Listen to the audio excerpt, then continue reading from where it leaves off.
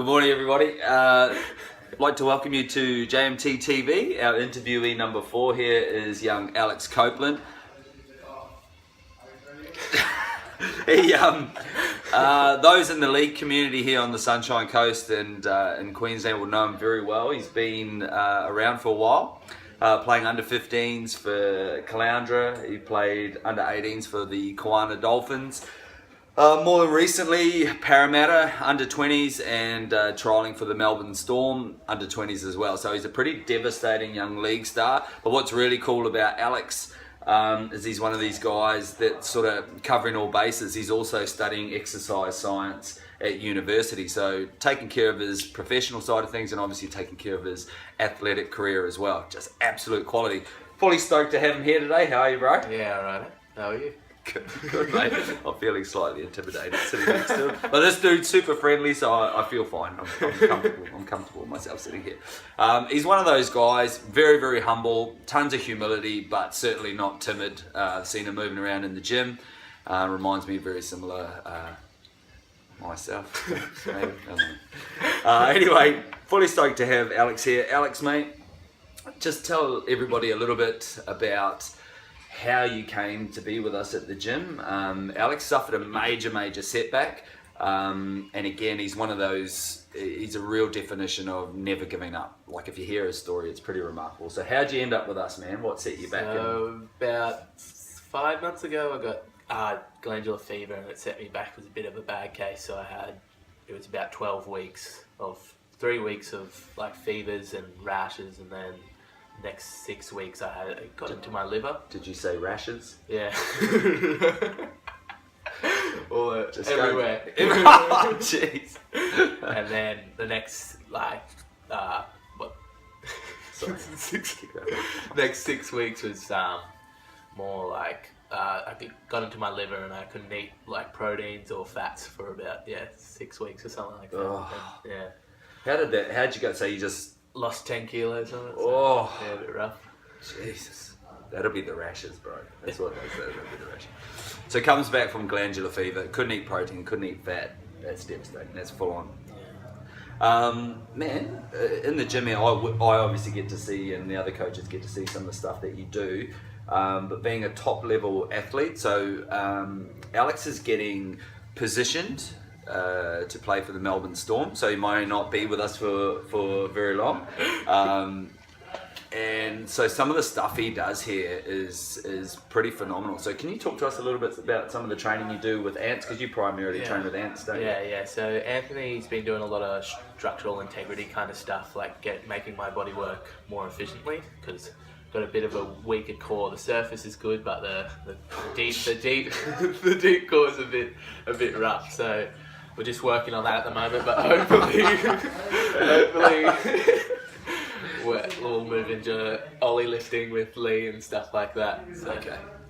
What am I, bro? Fucking Swiss cheese? What are you doing? What are you doing with me? I don't know. Oh, that's what this is all we're doing. You've been avoiding me around the gym. Yeah. Man, something that I'm really interested in, like a lot of older athletes, some of the masters athletes. No, but it seems to be with age we get more focused. I think we get a little bit more mature, allegedly. So you'd go as far to say as the older athletes tend to be more focused. Man, I'll be completely honest with you. For your age, you seem to be very driven, very focused. And I think that's a bit of a rarity. You don't see that very often in younger athletes. What's the secret, bro? Why are you so focused and why are you so driven? I guess like my family, it's a lot to do with it. Like me and my brother are quite competitive, and he's retired now. He's pulled out the pin on all sports, so I'm kind of trying. 21 or something? Is he 22? No, he's 26. He's 26 and retired. I'm trying to surge further than him in the sport I'm playing, I guess, and the fact that I kind of love it and that's what I want to do, it kind of helps a lot. So yeah, it's a passion thing for you. It's more of a passion, and that helps me drive as well. So. And my dad's very supportive, and so is my mum and whatnot, so it's very good to have them supporting me along the way. Work it. That's cool, man. Yeah, it does help to have a bit of a support team behind you. And you find that with a lot of athletes, people see particular individuals in the spotlight and they think that, they don't realise there's a massive team of people behind them. behind the scenes, whether it be coaches, family, and stuff like that. So you're certainly one of those cases. Yeah, that's awesome, man. If you could give any advice to younger athletes, so I don't know whether you've seen like our little boxing team that's here, we've got lots of young ones and other people that look up to people like yourself, what would you say, man, to a younger Alex Coplin coming surging through the ranks? What would you say? Honestly, I'd probably tell them just to have fun in the sport they're playing with now, because once you get probably under 20s and older, it becomes more of a job than anything. It becomes more of a, it's more driven. So that's where people go from being really good and talented and playing and then not going any further because they just haven't got that drive. So if you can find what you love about your sport, that helps you get through the top leg. Wow. That's good advice, man. It's really good advice. Because, see, Alex trained, like I've had a good chat to him, obviously, he trained 24/7 in a bid to get into the under-20s of Melbourne Storm. So they already had 11 outside backs. So they were full, but they were sort of trying to get Alex in. So basically he had to prove himself, train his guts out for 3 months. And just listening to the level of commitment that he had to give for that period of time was massive, and I'd go as far to say as 99% of us would probably fold with that kind of workload. So that's really good advice, man. You been a local lad on the coast? Yeah, pretty much my whole life. Oh, there you go.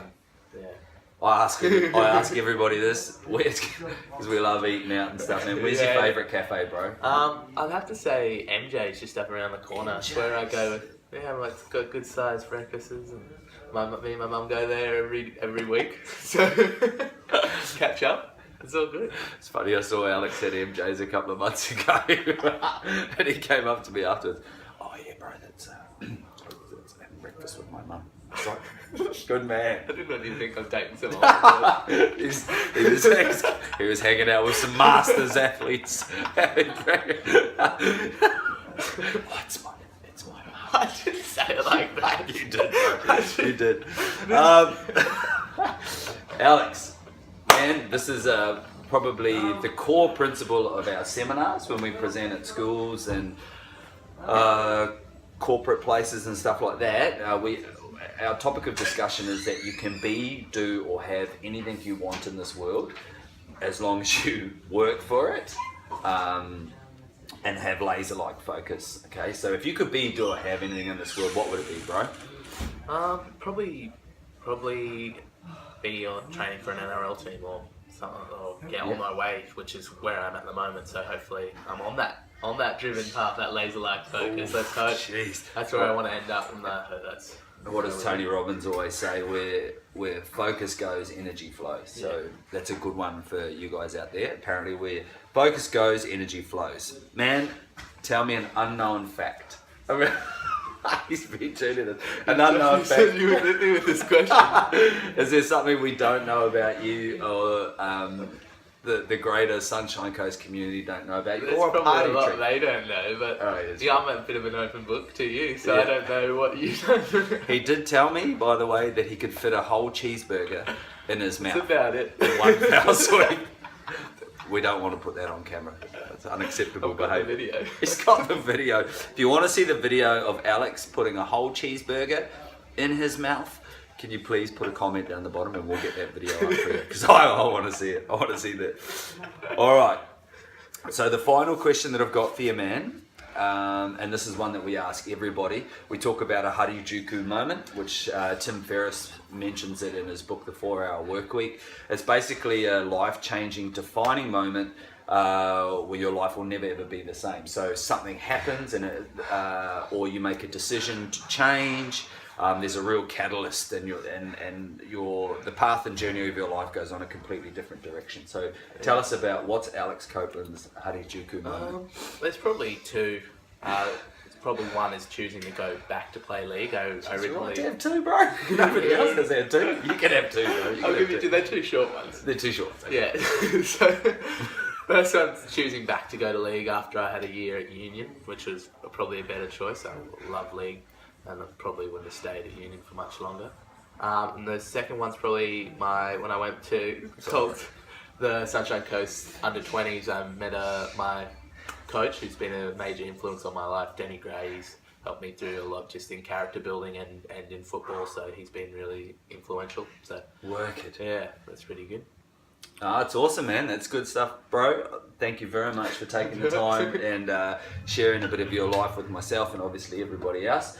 Honestly, guys, Alex is a real definition of, like, did you say definition? Basically, they're great fucking things. They take time, and there's no other way of saying it. If you want something, it takes time, and you never, ever, ever, ever give up. Okay, this guy, this young fella, is a real definition of that. Keep your eye on the sport of rugby league, because you'll see this guy around. I know, I'm calling him out. You'll see him in the State of Origin, punching on and carrying on. That'll be this guy, Alex Coplin. Thanks heaps, bro.